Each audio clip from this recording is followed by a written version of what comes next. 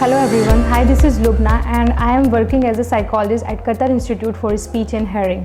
Hope you all are staying safe and maintaining social distancing as we all do our part to flatten the curve. We all know that current situation is very stressful for all of us. We all are being isolated at home. Children also get stuck as schools are closed, no social gathering, and we cannot go out unless it's necessary. So parenting in the time of coronavirus or COVID-19 is very stressful and difficult. Usually children always want parents' attention, but in this time they are at home for full day, and believe me, they crave for attention of the parents. So parenting is very challenging now. So Qatar Institute is trying to help you out in all the way in this critical situation. Today I would like to talk about behavior management for the children with attention deficit hyperactivity disorder, or we can say ADHD.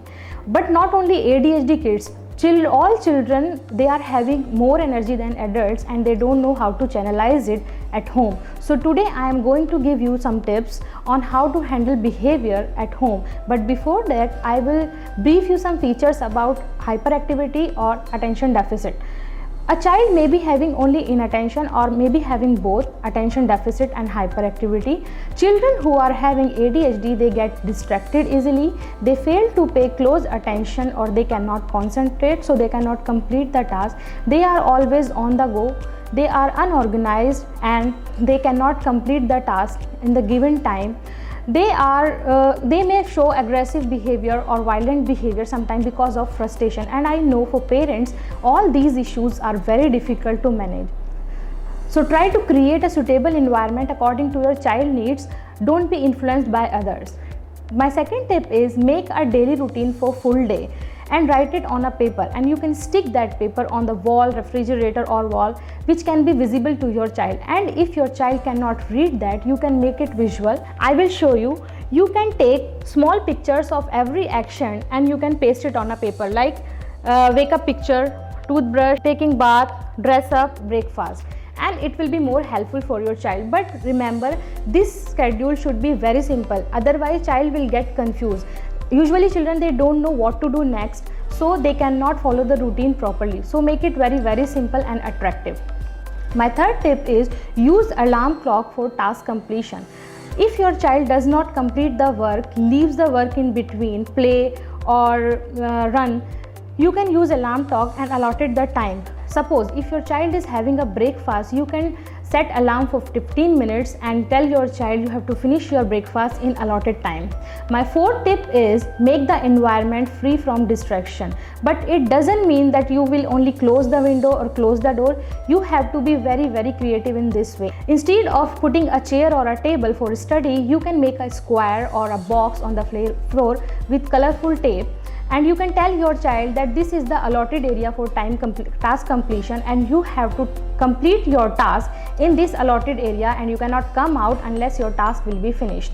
Remove all the distracting things from child's side like toys, mobile, turn off TV and music system. My next tip is give one instruction at one time, and instruction should be very clear. Give a small task instead of big. Just break the task into chunks. It means break big task into different small tasks. Suppose if your child is writing, tell your child to write only 4 lines instead of writing a full page. My next tip is very useful for the parents. Use your attention to manage the behavior.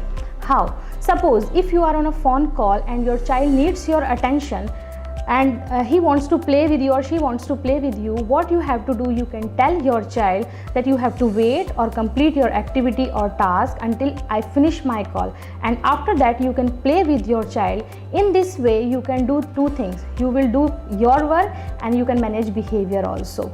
Just ignore minor mistake and being flexible with your kids. Try to engage your kid in some attention enhancement activities like dough play, a puzzle board play, beading, writing, reading, storytelling, and many other activities you can search or plan.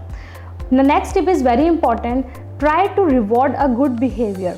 Believe me, if you will reward good behavior of a child, your child will learn that behavior for a long time and he will unlearn inappropriate behavior.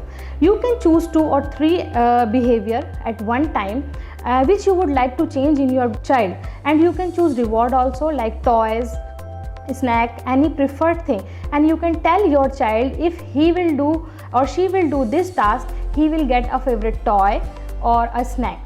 So this is all for today. Hope all these tips could be helpful in managing behavior in this critical situation.